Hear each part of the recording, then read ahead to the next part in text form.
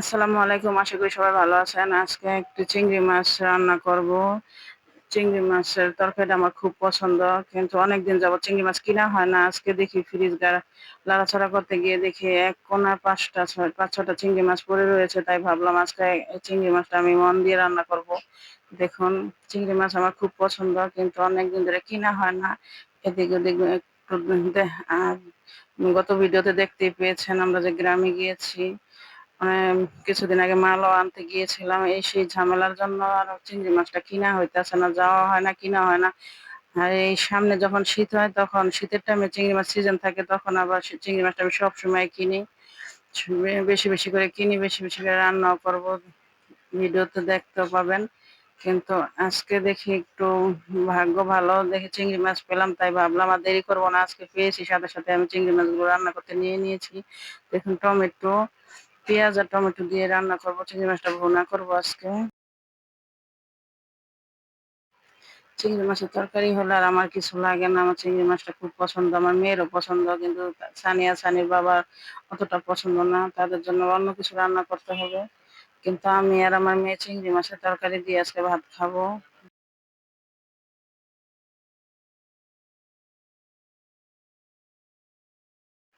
কালারটা দেখে বোঝা যাইতেছে যে মজা হবে, মজা লাগবে। সত্যি মজা লাগবে। আজকে আমি ভাতও খেতে পারবো ভালোভাবে, পেট ভরে। দেখুন, আমি সাধারণত তো কাঁচামরিচটা হাতে ভেঙে দেই।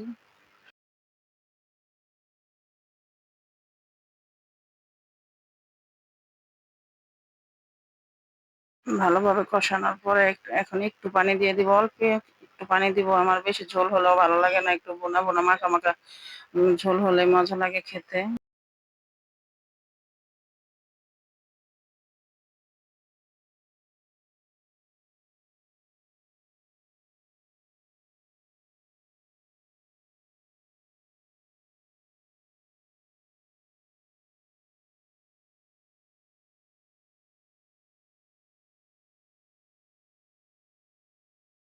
মন দিয়ে চিংড়ি মাছটা রান্না করার পরে এখন একটু কাপড় কাটবো।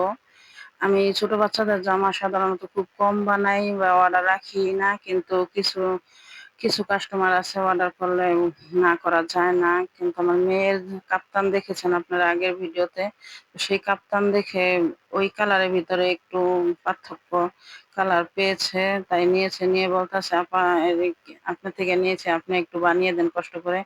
কিন্তু এই টুকরাটা আবার একটা ওন্নার টুকরা, কিন্তু এই টুকরাটা পছন্দ করেছে, তাই এই টুকরাটাও নিয়েছে। উম, দুই মেয়ের জন্য এটা ছোট। এই জামাটা হবে 20 ইঞ্চি লম্বা রাখবো। দেখুন, ছোট্ট একটা বাচ্চা, ওন্নার টুকরা, তারপরে ছোট বাচ্চা তো, তাই বানাবে, পছন্দ করেছে, তাই বলতেছে একটু বানিয়ে দেন, কষ্ট হইলেও বানিয়ে দেন। তাই ভাবলাম দেখি, হাতের কাজ যেহেতু জানি, বানিয়ে দিয়ে সময়ও লাগে না বেশি।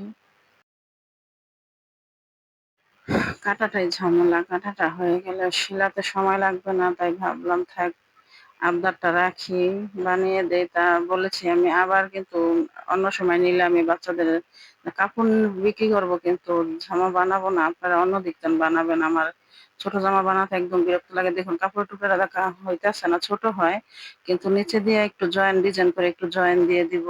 ওই এক্সট্রা কাপড়টা দিয়ে ডিজাইনও হবে, আবার একটু বড় হবে।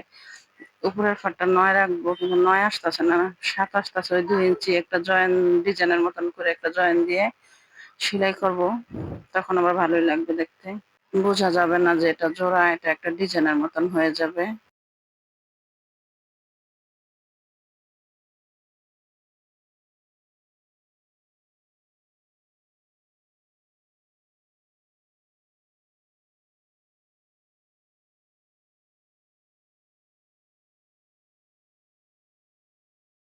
কাপড়টা একদমই ছোট, একদম মুখে মুখে কাপড়। দেখুন, ফিতাটা চিকন হয়ে যাবে, তারপরও চিকন হলে সমস্যা নেই, ছোট বাচ্চা তো, বোঝা যাবে না।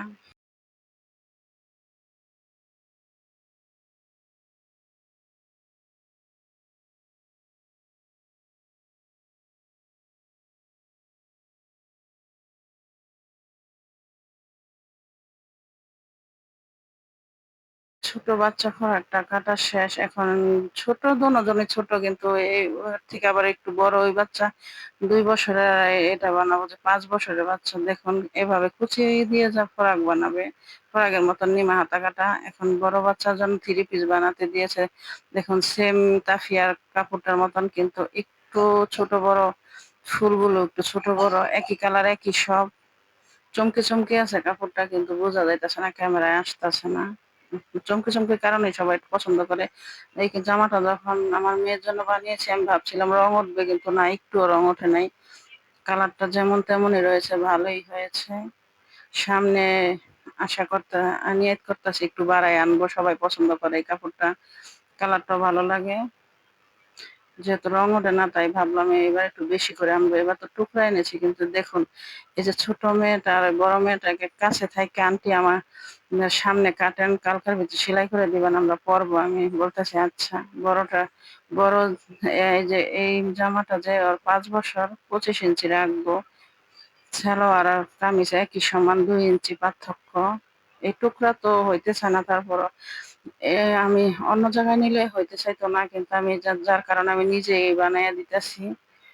অন্যদিকে নিলে ওরা মাই বলতেছে বা আপু অন্য জায়গায় নিলে বানাতে চাবে না, টুকরা তো আপনি বানাই দেন, তাই একটু গর্জ করে বানিয়ে দিচ্ছি, যেহেতু খুব পছন্দ করছে।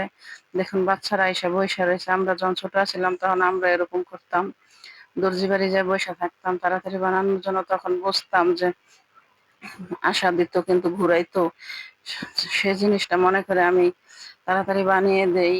কিন্তু যখন বুঝতাম না তখন তো অনেক কঠিন মনে হইতো, কিন্তু এখন পারি যেহেতু, তাই বাচ্চারা এরকমই হয়। আমরা একদিন এরকম আছিলাম, কিন্তু আমাদেরটা বোঝেনি, কিন্তু আমি বুঝতে চেষ্টা করি একটু, যতটুকু সম্ভব সেলাই করে দিব তাড়াতাড়ি। আইসা বইসা রয়েছে, দেখুন যায়ও না, এক বোন আরেক বোনকে ডাকাডাকি করতেছে, তারপরও যেতে চায় না।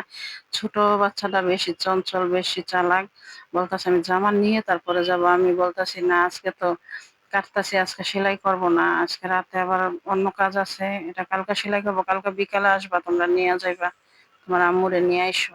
এখন জামাটা কাটা শেষ, এখন সালোয়ারটা কাটবো। আমি অনেক ভিডিওতে দেখাইছি, আমি সালোয়ারটা যদি কাপড়ের পানা কম হয় আমি সাইড দিয়ে জয়েন দিয়ে হাইটা বড় করে দেই, কারণ পরতে সুবিধা হয়, সহজে ছিঁড়ে না, আরাম পায় পরে একটু।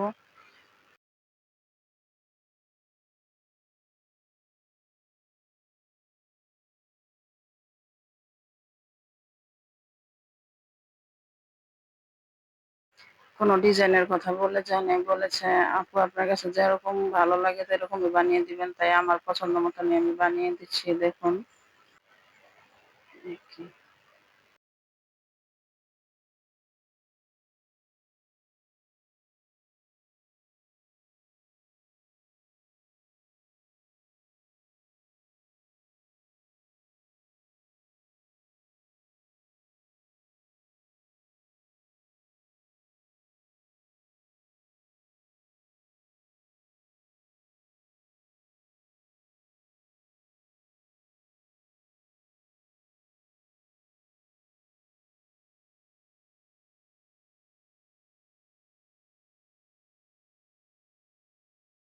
কামিজটা ঘড়ি হাতা দিব, সব কিছু কাটা শেষ, কিন্তু এখন হাতাটা কাটা বাকি। হাতাটা কাটা হলে শেষ। দেখুন এই কাপড়গুলো এনেছিলাম একটু রিজেট রিজেট, দেখুন জোড়াও আছে, আবার একটু সাদা সাদা দাগও আছে, কিন্তু দাগ হলে সমস্যা নাই, কিন্তু অনেক সময় এসিড পড়ে যায়। কিন্তু ভাবছি আর কখনো এইসব লট কাপড় আনবো না, ইনটেকটাই আনবো, কম আনবো কিন্তু ইনটেক আনবো, লট আনবো না। যতবারই লটে নিয়েছি ততবারই ধরা খেয়েছি, কানে ধরছি, আর কখনো আনবো না।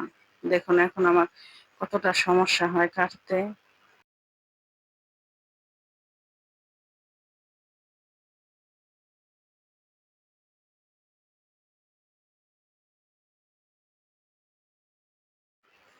ধন্যবাদ সবাইকে ভিডিওটি দেখার জন্য।